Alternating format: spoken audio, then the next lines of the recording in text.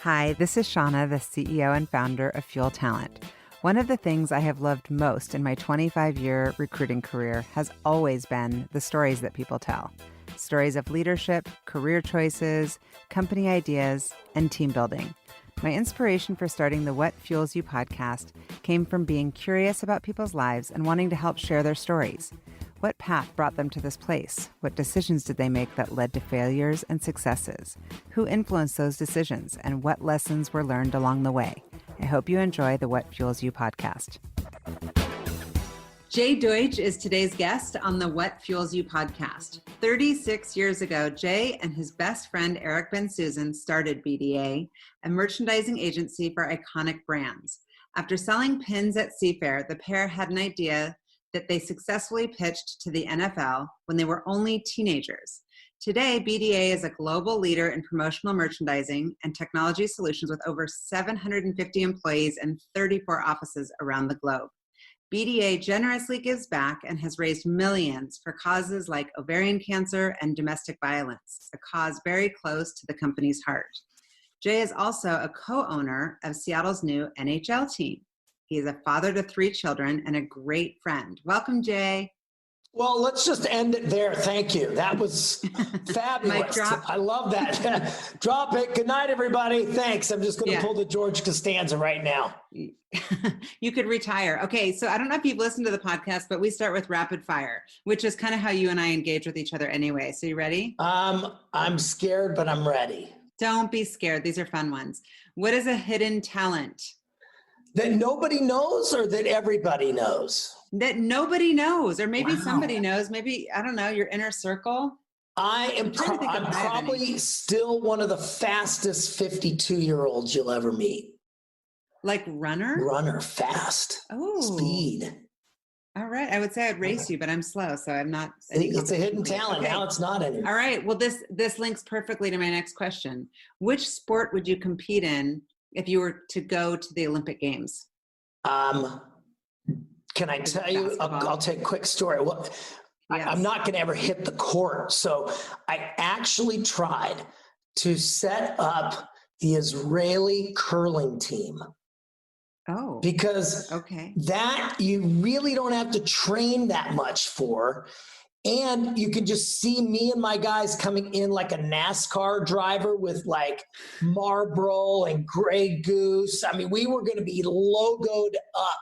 So that is so if I had my best, it would be the curling team. And I could still compete today. I didn't think that was going to be your answer. If you could tell, well, we're recording this, whatever today is, we're about to have 4th of July. And so it's during this like pandemic COVID time. So if you could teleport anywhere right now, where would you want to go? Wow. Let's get 3 years from now. I think it'd be better than what it is today. And it's not COVID. It's not COVID. And you're just like, I want to be somewhere else. Where are you going? Ooh, I might go back to 20s, Jay. I have a lot of advice. Oh, you're saying like a time in your life. I'm saying like a physical location. Like in my mind, I'm like, you laid the question out. This is rapid fire there, Shauna. Okay. All right. If you could choose between running of the bulls, World Cup, or Tour de France, where are you going to go? I'm going to go running of the bulls. Yeah, I saw that on your like bucket list from a different interview. Yeah. That sounds like scary as shit, I have to say. I didn't know. I don't think I'm going to be running with them for like an hour. You get in there for like 30 seconds, which feels like, I guess, like, an hour itself. And then you're like the adrenaline rush. But, I've been to lots of sports things. I've been very fortunate to go to a lot of cool sports stuff. And running with the bulls is, it's a bucket list. You'll do it then. You'll do it. I'll get there. If you could be famous for any one thing, being an athlete, an author, a singer, an actor, what would you choose? It's a tie. I'll go with comedian. Oh, comedian. Or a sportscaster. Oh, you'd be great at both of those. Why don't we just do it? 2.0. There it is. Well, you know BDA, what? you came, you saw, you conquered. You're done with BDA. I'm going to moonlight as a comedian. Yeah, the new Mr. Maisel. I like it. I'm calling agent. Can I be the agent? Yes, you could rep me. I'm good with that. I will rep you. Good. Oh my God, you already are a comedian. I think you're funny. Thank you. Okay. You're welcome. What is your favorite movie? You got to go genres, you can, okay. Well, just like a movie that you would watch over and over again. Wow. Is it like Caddyshack or something like very There's typical? so many, I would tell you, just enjoyable, feel good, thought provoking. I go into Forrest Gump or Jerry Maguire. Oh yeah, Jerry Maguire. You had me at hello. You had me at whoa. Show me the money. Jerry, you got to show me that money. I love that movie. So here's my last question, and then we're going to get into Jay. Like Jay is a little boy, and I want to know all about what you were like as a kid, because I feel like we would have been like BFFs. Scary. But here's my last question. Yes, lady. Do you have a motto or a saying that you live by? My thing really is I call me and my people at BDA Tigger, and this is not a prop. You're seeing my home workspace, but the minute you walk into my office or most of the offices of BDA, you see Tigger. So my spirit animal is Tigger, and he's not the sharpest tool in the shed, but there's just an energy and a passion and a will that a Tigger spirit can kind of lead a group of people. And I kind of identify with that spirit that if we say we're going to get something done, we'll get it done.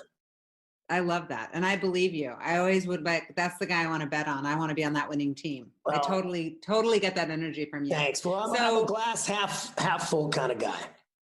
Well, it's good. Yeah. So are you more like, tell me about your family. Are you more like your mom or your dad? Well, that, you go deep on that. I've got an amazing mom. She basically raised us as a single mom. My dad passed away when I was 9. And so my brother, I've got a younger brother who's my best friend in the world. And so, at 9 and 7, my mom's left raising 2 boys. And what's even more incredible about that was she was a single child. And so her mom passed away 9 months before that. So she just got her world rocked, and we turned out okay. And I got to tell you, we went insular, and we really became about us first. And just instilled that in us as just families first. And then, that something like that and that dramatic in a kid's life kind of just starts defining you. And so, my dad was, you hear stories along the way from people, and he was one of the hardest working guys. I mean, he grew up, absolutely dirt poor and in kind of the Jewish neighborhood here that, was not a great neighborhood. And he was just a self-made guy. And so I remember him just always working hard. And it just kind of ingrained in me that that's what you're supposed to do. And so it's kind of fueled me, no pun intended, but it's kind of fueled me for what I've done and how I approach life. Yeah. And when you say fueled you or kind of shaped you in that way where you're like, I better take care of my family, and like I'm now the man of the house at age 9 kind of energy, or more like I want to be like my dad and make my mom proud, or like, what does that mean? Yeah, that's God. I feel like I should get on a sofa right now. And you need to get on the sofa. And I say it in all my podcasts. Please. I'm like, lay down for this part because I don't mess around with small talk. I get that. You don't know that about me, but I don't actually like small talk. I like to get to the meat of the whole situation. That's why people love you, Shauna. That's sweet. I actually really selfishly am psyched to get to know you better on this call. Well, I will get to know you off this call if you'd like to. But what I would say is that, It impacts you in a couple different ways. You become kind of the man of the family a little bit. And that sounds weird at 9, but, at 11 and 13, I started doing things that most 11 and 13-year-olds don't do. I was very driven as a kid, still very driven today. But when I think about my dad, it was more like, I don't want to work till I thought that was why he died, and so I'm going to be successful before 30. That's it. Yeah. Gonna try to make my mark before 30, and it drove me. And yet, what it's done is hi, I'm Jay Deutsch, and I'm a workaholic. So I love to work. I'm passionate about life. Whatever I do, I kind of try to do it big. And but my dad, his lasting legacy in me is that I work hard and I care, and I think that resonates though, and you can tell from the culture that you've built at BDA, which we're going to get into. But I'm more curious about, like, when you're talking about the drive and talking about what it is that you're wanting. It seems to me like you probably would be driven no matter what you were doing, but you actually, and I've read this and it's clear that you're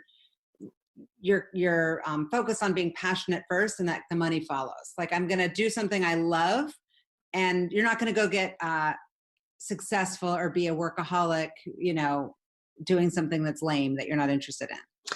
Yeah, I think, look, like I said, I like to enjoy life, and I can enjoy life working. And the great thing about my job is, and I've been very fortunate to have the same job for 36 years. I've had the same. When I read that, I'm like, 36 years, aren't you like 37? Like, how did that happen? You know what? I love you. Do the math. I'm 52. I started this when I was 16. And I love that story. And so, when you put that together, it's kind of that old saying, if you love what you do, it's not work. And I truly love my business. I love what we do. I feel the exact same way. And you and I are among the lucky ones for sure. So when you founded BDA with Eric, this is always a question I'm just curious about. Is it like you and Eric being like, hey, we're buds, we're both driven, we should start a business together? And then you start the business, like then you go find the idea, or did the idea come and then you're like, hey, Eric, you want to do this with me? Or like, how did those first sentences of conversation go?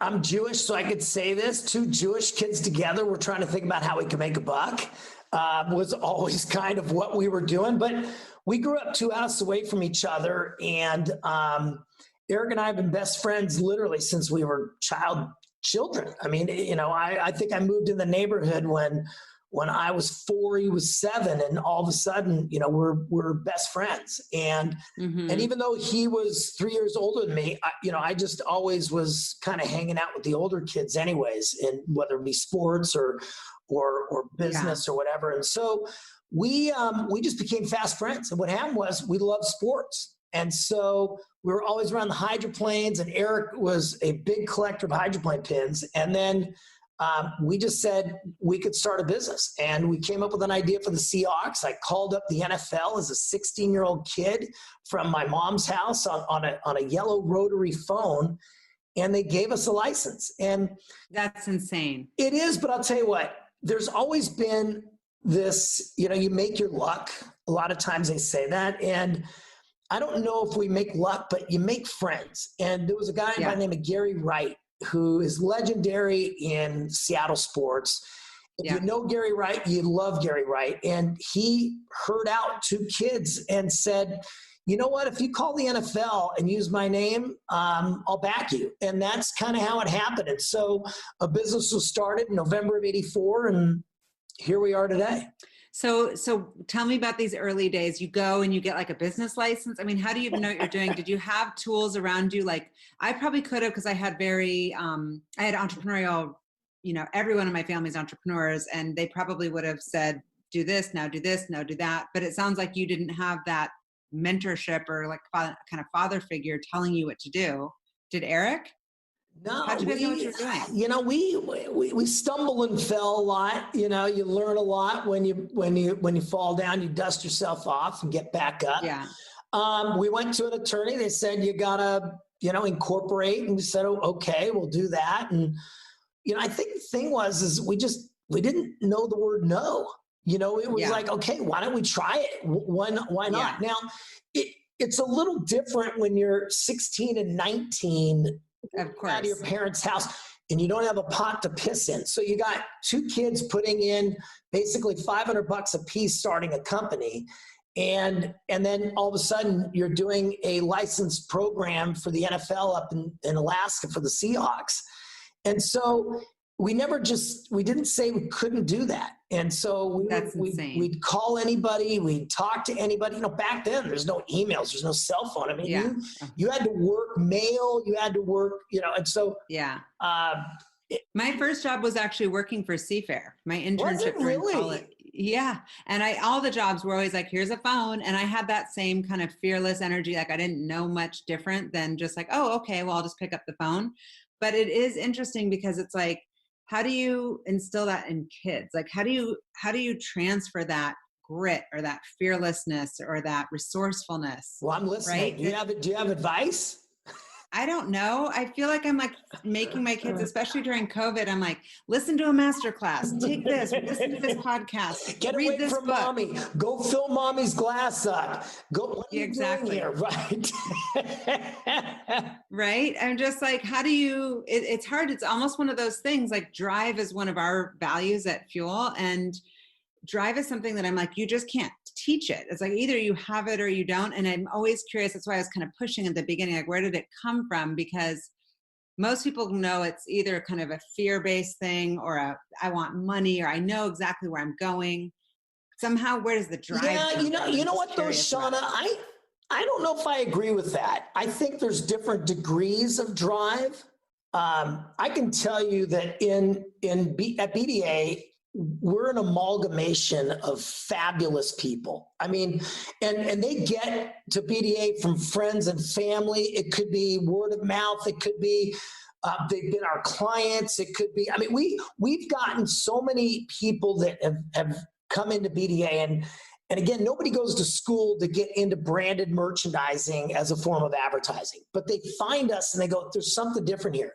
Now, my point is, there have been so many people that whether they're out of college or they came from a profession that they didn't have to have that drive. And so, the environment that they're in with the people around them that kind of empower them. Yeah. Some people don't get that empowerment. And when that's true. That's a really good point. And I'll tell you, we've turned on so many people. And what I love is people will say, and I could see it too, but they'll have this self-awareness that when they came to BDA, they were kind of, I don't want to say timid, but they weren't what you would say drivers, and they're going to go do it. Now, not only are they drivers within the halls of BDA to get their job done, but they're drivers in their life. Whether their expectation level went up from the restaurant that they're in, or the cleaners that they're in, or the way they handle situations or their life. And I do think there's a power of mentorship and being in an environment that kind of fosters that. Now, not everybody takes to that, but I will tell you that for those people who say, I just don't have that drive, I'll just say, maybe you do, and you just need someone to bring it out in you. Yeah. Yeah. I love that. I'm sure that you're an incredible leader in that way. And that has to give you a ton of satisfaction. I have to say, I went on your website. It is so kick-ass. It is the most killer website ever. I think you guys have redone it in the last few years, because I remember, when did you redo it? It's so good, Jay. Maybe 2-3 years ago, something like that. Yeah. But thank you. It looks so good. And I saw that it says on there kind of like we strive to like kind of pull off the impossible. Yeah, that's what we do. What does that mean?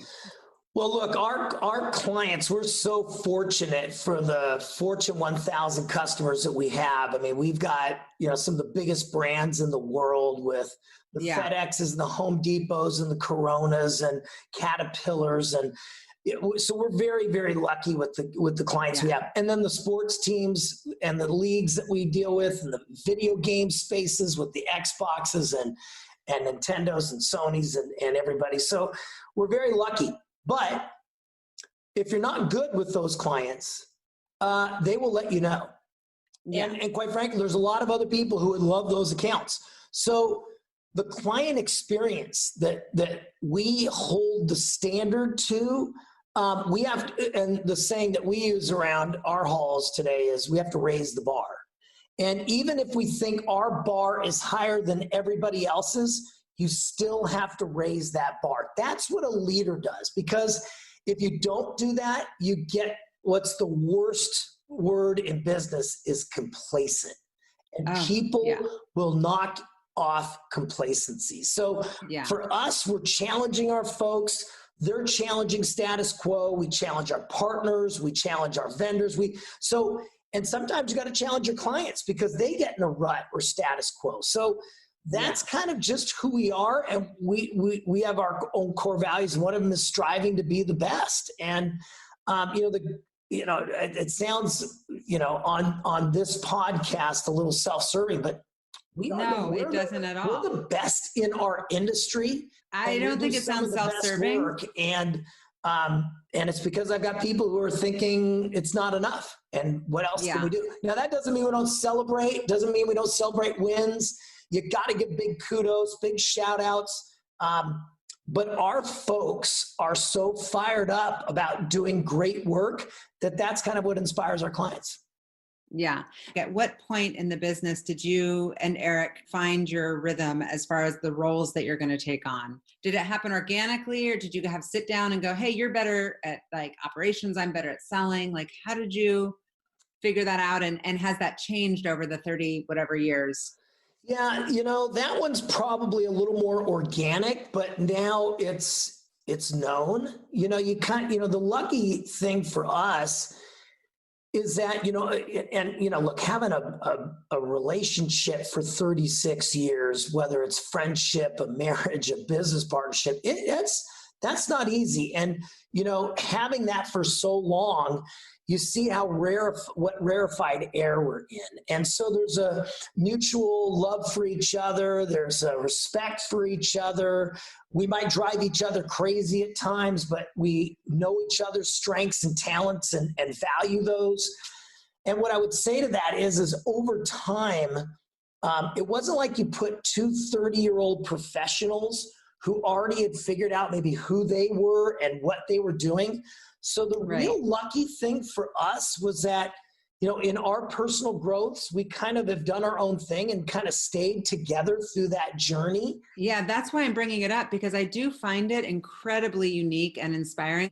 I don't have a business partner. And I would imagine at my stage of life, like I would almost want to do all this assessment to figure out like strengths and weaknesses and how we deal with conflict and all these things. When you're 16 and 19, you're just like, hey, dude, let's go make some money. Let's go do and it. Here you are. And it's incredible. And the thing is that it wasn't always about go just make money. It was, we were building, and we're still building today. And I think that's what kind of is fun, because people come on and they're like, okay, we're building, we're still going. Yeah. It's like if Microsoft said, well, we're going to stop at 1 billion. I mean, they haven't. If Amazon said we're going to stop at 1 billion. So we just reached the 500 million mark, and we're saying we should be going to 1 billion. And so that's how we think about it. But that's insane. It's incredible. How do you guys go about making decisions as a company? I know that you guys do your offsite leadership kind of in Arizona. I read about that, but you personally, are you more gut or data driven? Well, the first thing I think is for any business partnerships and just in an executive team is trust. So you have to have that trust there. And the fact is, not everyone's going to do it the way that they would have done it, or they might not do it the way I do it. That's something that you kind of learn along the way, that it's okay. People will get it done their way, but they'll get it done. And so you kind of let it go, and people either perform or they don't. And I think that's a maturity level that, comes with, finding, mistakes that happen along the way, and then you course correct and you find out, okay, it would have happened that way anyway. So but have you guys done assessments, like personality assessments? And we do. If so, where are you on that, and how has that impacted you as a leader? We have everybody go through Now Discover Your Strengths. And it's a great it's a book. And if you go, ugh, it's a tough read, don't read it. Really take the test and then read what you are. And I would tell you, out of the 700 plus people that we have take it, maybe 10 of them go, I don't know if that's me or not. Everyone's like, oh my God, that just dialed me in. And it really kind of gives you attributes that you're strong at. And the concept is pound your strengths. Don't just focus on fixing your weaknesses. And then if you can align people's strengths with your strengths and kind of celebrate the strengths that others have. So, if you get a competitive person in a room with a woo, woo wants to make everyone feel good, and a competitor's like, I want to win, and if that means there's two of us, I'm winning and you're losing. Well, that sometimes doesn't come across. I'm guessing you're the competitor. Not at all. Don't have competitive in my top 5. But I am a competitor, but I am a big time focus, achiever, and a maximizer. So those are my 3. And so I like to collect, you asked, I like to collect data, and I'll collect data points, and then bang, I'll get where I think we've got to go from a vision standpoint, and we're going to go. But I like data. I like data points. I like listening. One thing about me at BDA, and I think what I think people love about BDA is their voice is heard. So, it amazes me that in today's times, I'm doing a weekly call with everybody, a weekly video. That's amazing. And most people, we haven't even heard from our CEO. And I just can't believe that. I'll talk to people that are new at the company, and they'll go, I was at my old company for 4 years and never talked to the CEO. And I'm like, well, get over that, because you're going to see me. And I expect a high five. I used to be hugs. Now it's a elbow bump, but I'm a hugger. It's going to be hard for me if I see you not to give you a big hug. Virtual hug, babe. Virtual hug. So if you weren't doing this, what would you be doing aside from being a comedian? And I'm going to represent you, because we're doing that, just so you know. Could you see yourself working for someone else? Or are you one of these entrepreneurs who's like, yeah, no, I'm always going to have to kind of be the boss? You know what? Not in a bad way. No, it's a great question. It's a tough self-reflector. I don't say I can't work for somebody else, because, I think if I listen to my own words, I'm in my management team talking about how we all work together. So it totally. And you're working for your company. You're the servant leader, it sounds like. Yeah. I think I could work for somebody eventually, or a public company, just so long as I respected the leader. I think, but I think that goes for everybody. So,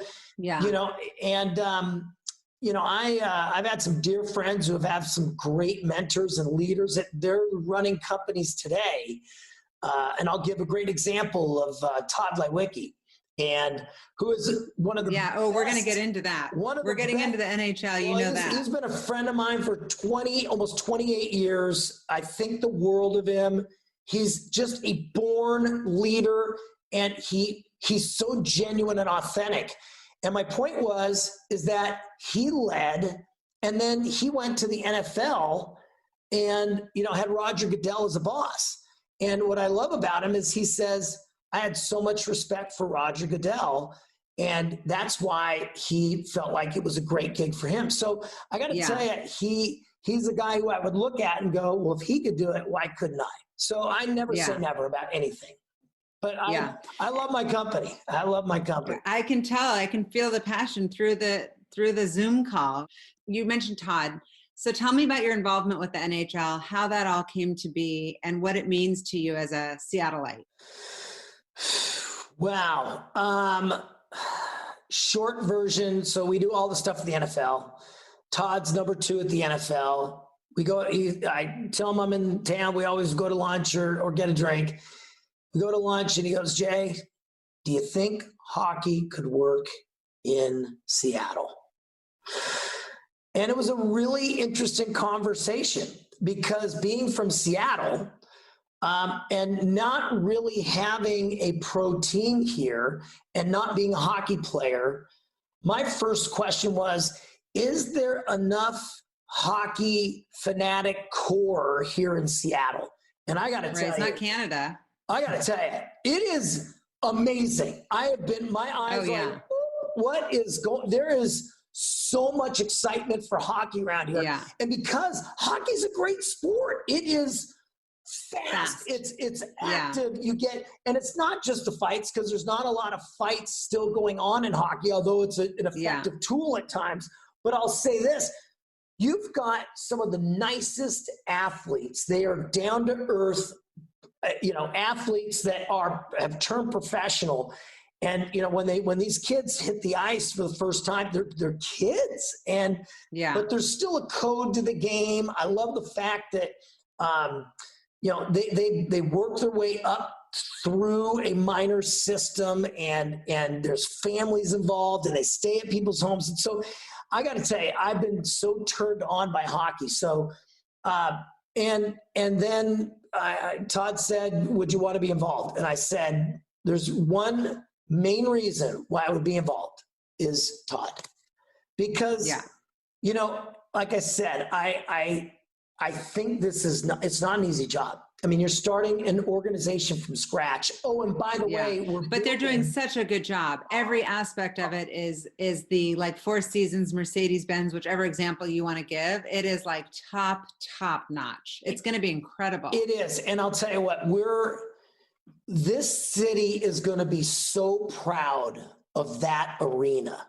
And we lost the Sonics, unfortunately, because it didn't pencil at that time to put a new arena up. It's not like, everything pencils now. This is a big risk that a lot of people, and David Bonderman, you want to talk about a great leader and a guy who Seattle is so lucky to have as the majority owner, class act. Bondo has been fabulous, and he's done it because he says we're going to do it right, and we're doing it for the long term. And so I'm so proud to be affiliated with this building. Wait till everyone sees it. It's going to blow you away. And I went to the thing and saw the whole build out, and it's just incredible. And just the technology that they're putting behind it and the user experience of what it's going to be like to attend. It's just incredible. You should be proud to be involved. So what is your role? Seattle fans, get ready, because I'm going to tell you what the name of the team is right now. Oh, haha. You're hilarious. Really, Jay? Well, I'm jumping through. Oh my God! Wait, he's really gonna say it, and no, it's not. Yeah, on the What Fuels You podcast. It's not the Killer Hornets. It's not gonna be the Killer Hornets. I'm just gonna say that right now. The Killer Hornets. But and what's your role in all of this, and how much time does it take for you? Like, how are you spending your time with this? I'm spending more than I thought I would, but I'll tell you what, there's a great group of local owners, and everybody's doing that, from the Ackerleys to Adrian Hanauer to Andy Jazzy. There are everyone's getting energized by it, I'm sure. Yeah, well, but you know what? They were so smart, because this is a group here in Seattle that's working for Seattle with Seattle in mind. And then the Pacific Northwest. We're not just thinking one city. We're thinking about this region, and hockey's going to go crazy. I mean, again, look at what the Seahawks have done. We can only hope to have a portion of the mind share that the Hawks have, but we don't have a basketball or hockey team in winter. Man, this is going to be so much fun. It's going to be incredible. I'm switching gears, but kind of linking it to the NHL and just BDA and all of the ways that your life has been impacted in these last, I guess it's been 3-4 months now through this pandemic. How has your business been impacted, and how has this time been for you? Like, we haven't gotten to catch up on that. I'm like, wah, wah. We were all pumped, and now we're like, Jay and hockey. I know. You're Jay and you're hockey. I'm like, wet blanket. COVID. Here's what I'm going to say. I'm again, maybe this is just Deutsch being positive. a Tigger, but this too shall pass for COVID. Yes, but how is it? I'm truly asking, like, how are you? Yeah, Like, what's no, it's happening? a fair question. Look, my business has been impacted. I think most businesses have been impacted in some way, shape, or form. A few of them have been impacted in a positive note because you might have a commodity that's selling exceptionally well now, or you're an internet or a wireless provider or content. And then you've got businesses, obviously, that are just impacted horribly. We've got clients on all end of the spectrum. So in the video game space, terrific. You know, of course, like, everyone's at home playing video. Every kid's got, now 7 hours that's afforded to them a day to go play. Yeah. And so that space has done exceptionally well. And some of our essential clients, whether it be grocery stores or the home improvement stores or alcohol, when did alcohol become essential? When you go home. And so, but what happens is that there are clients of ours that are impacted. And like, what's your event driven and all? Yeah. The number one is sports. I mean, if you had said in a recession, what's your business clientele that's not going to really be impacted? I would have said the sports teams. People love sports. I mean, we're dying without sports content. And, you're seeing documentaries get higher ratings than NBA playoff games now. I mean, it's people are thirsty for it.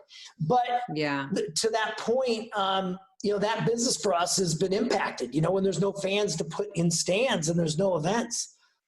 It's tough. So that's hard. But what I think it does is it forces you to reinvent and reinvigorate the businesses that you're in. And so instead of sitting there going, oh, woe is me, and this goes back to Tigger, because an Eeyore would go, oh, woe is me. We're screwed. I can hear it so perfectly in my headphones. It's literally never gonna make it. And Tigger says, hey, let's go. Come on. What are we gonna do about it? So it's okay to be a realist and say this is the situation that we have.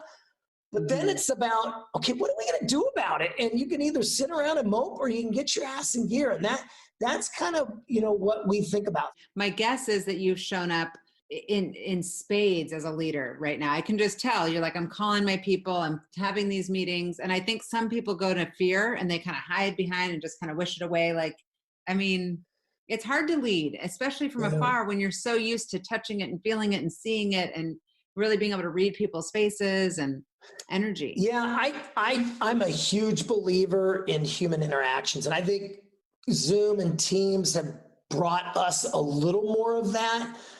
But we just had our senior leadership retreat, and we did 2 days at BDA, and we had 25 people in a large enough space. We have what we call our family room in our warehouse, and we put everybody in their own desks and social distance with masks. But I got to tell you, it was refreshing, and you watch and you see, and the discussion, and then it was breakout groups, and people are talking.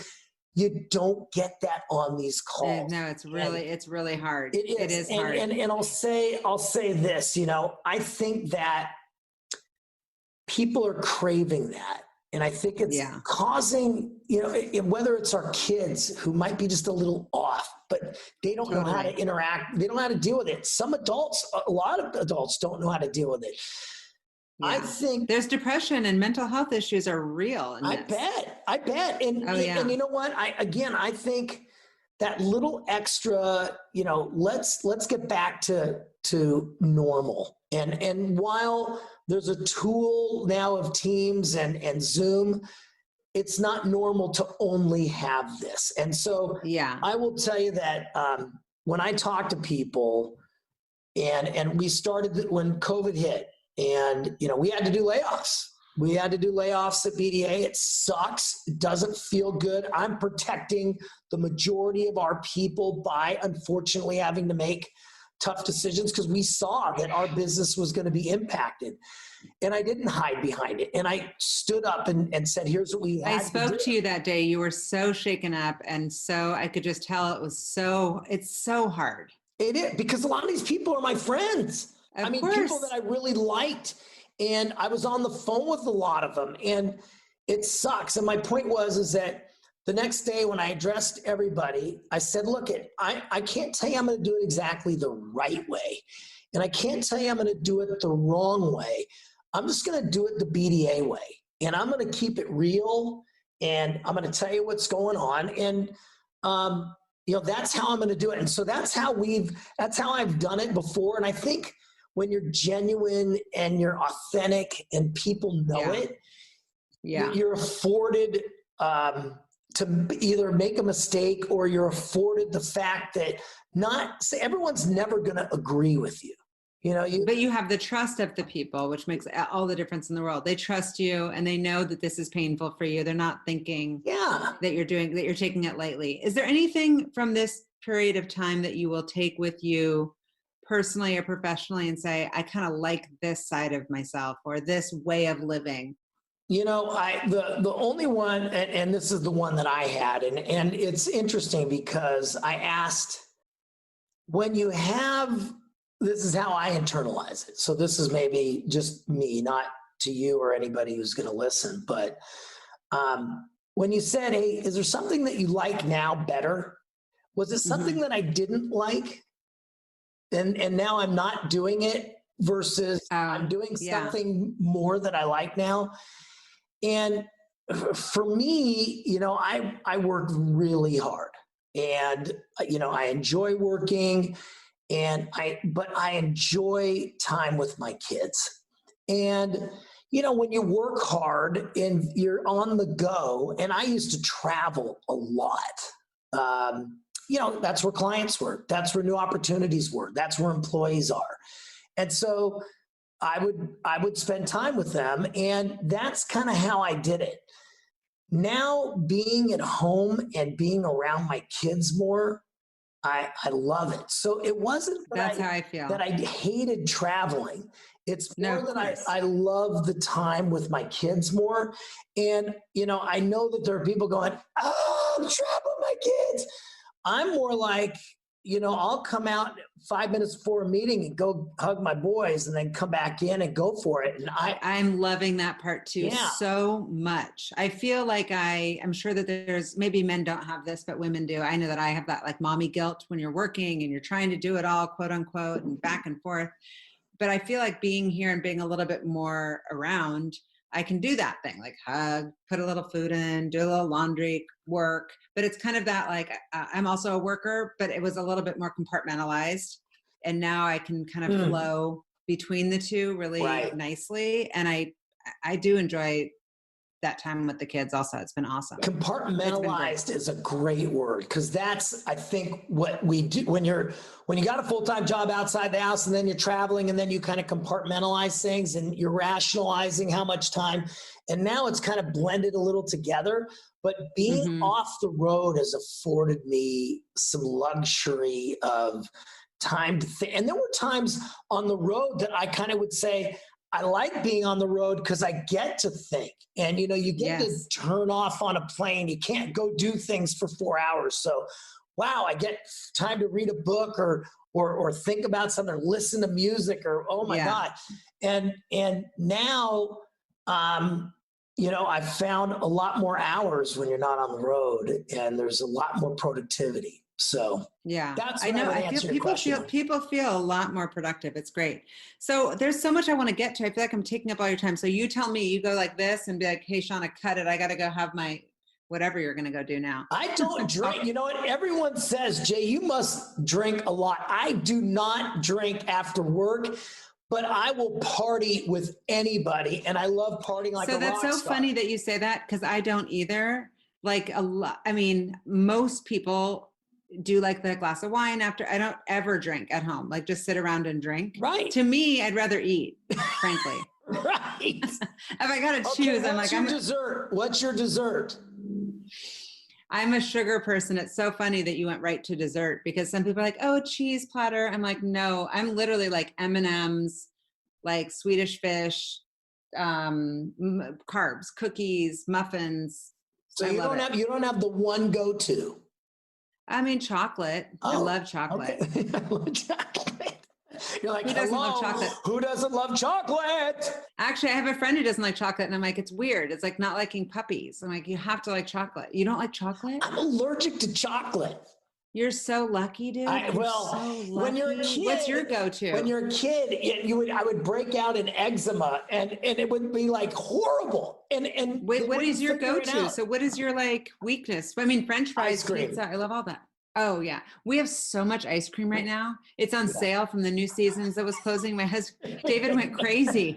And we have so much ice cream right now. It's insane. Yeah, he literally bought out new seasons. I'm like, okay, I do like ice cream, but you know, I'm not one of those people who needs a bowl every night. I could throw a pint down if I didn't stop myself. What kind is your go-to? You know, I'm an equal opportunity ice cream eater. You're not, don't say vanilla. You're not vanilla. You're like Ben and Jerry's something. No, cool. it's a Haagen-Dazs cherry vanilla. There you go. But if I had one thing, a root beer float. That's it. Oh, everybody, Haagen-Dazs vanilla root beer float A&W. Done. Get the kind of mugs that it frosts over and you kind of scrape the outside. Done and done. You're making me hungry. Do your kids like that? Yes. Oh yes. So are you the dad that's like, hey guys, let's have root beer float night? Yes. Yes. So of course. Fun. Of course. I need to do that more. I know. That's so good. We have a lot of sugar in the house. It's we have a lot terrible. of sugar in the house. Okay, so lady, what else do you want to know? What can we do? You know okay, so here's what I want to know. Keep doing you. You're doing great. Okay. Well, thanks. I get like, okay, I do want to ask you, but it's literally like probably a 3-hour conversation, but I love how philanthropic you are. And I'm just curious if that's also rooted in your upbringing.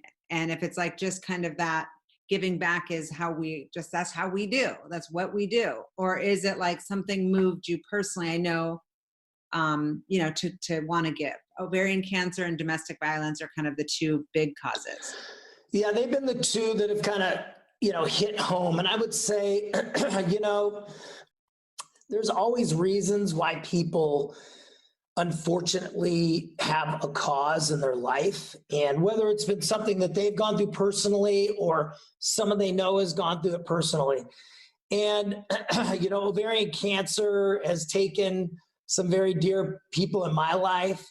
The one that was just a shock to me was domestic violence. And, you know, it's a senseless crime. There's so many, I could talk for 3 hours on this and I would lecture on it. And unfortunately, it's really rearing its ugly head right now with a lot of the home situations that are going on. And, you know, listen,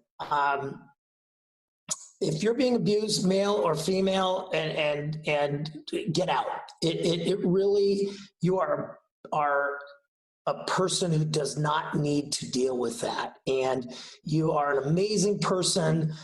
You're probably the strength where the other person who's committing this crime is the weakness.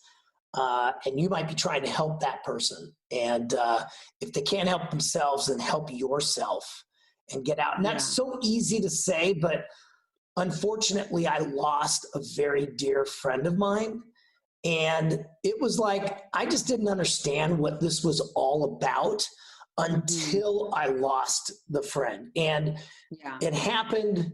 I was there. I was involved in the situation, in a very crazy situation. This person who was a 15-year friend of mine, and she worked at BDA, and it happened on one of our trips. Did you know that did she ever share? No. So it happened on a trip. So I did know that. And I can't imagine something that tragic. That's just, how do you get through that? And it's hard. I love that you've put the energy behind kind of finding solutions or trying to help versus just, again, it's not this victim thing of like, oh, this is poor us, this happened to us. It's like, nope, we're going to get behind it and we're going to make change. And it was incredible. You know, Shauna, it was a journey that I got to go on, and it was, a very unusual journey at that. When this happened, I came back home and talked to her family, and she had her name was Susan, And Susan Brockert's daughter was almost 16 at the time, and her son was 10. And I talked to her and her family, and I said, this is not a story to tell. What do you want to do? And they said, we have to share the story. And Maddie Brockert, her daughter, is still telling the story and still trying to help out so many people. But through a friend, he knew that ABC was looking for people to go on a show, a reality TV show called Secret Millionaire. And I hate the title, but I had fallen into that show probably a year before and actually watched it on a Sunday night and said, God, that was actually a feel-good reality TV show. And so I knew of it, but I turned it down twice because I didn't want to go on TV. And it's like Undercover Boss. It's like Undercover Boss. And like I said, I hate the title, but the premise is that you go into charitable organizations and you donate your time and you volunteer, but you don't say who you are and what you're doing. And the documentary is about that, but then there's a reveal at the end that not only are you the volunteer, but you also are going to donate some money. And through this whole crazy process, I told them that I would do the show, but you had to do it on domestic violence. And that's what it's got to be about, or I won't do it. And there's a lot of gyrations to that because they didn't promise, but they said, I found out how tough it is to actually do a TV show on domestic violence. And so, but I went on this journey with them, and it was, only 3.5 months, let's say 3.5, 4 months after this incident took place. Oh my So gosh. I was a freaking mess. I mean, I can only imagine. I was crying almost after every interaction, and I met up with some amazing people that took me through their stories and took me through this journey of how senseless and ridiculous domestic violence is. And Mona Lou in Arizona is just an incredible lady. And so I got to go on a 1-week journey where they they strip you of everything. You live in an absolute dive house.